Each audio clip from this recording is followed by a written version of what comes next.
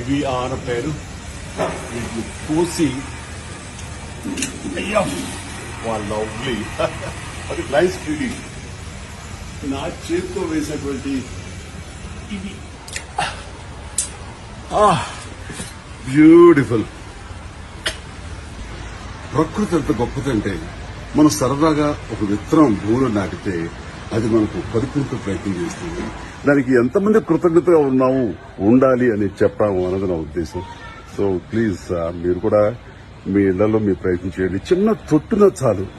తమాషా ఏంటంటే అది సైకలాజికల్ ఫీల్ కూడా నిజమో తెలియదు కానీ మనం బజార్లో కొని తెచ్చిన కాయగూరలో ఉండేదానికంటే మన చేతితోటి మనం పాతి తద్వారా వచ్చినటువంటి కాయగూరలు ఎంతో రుచిగా ఉంటాయి.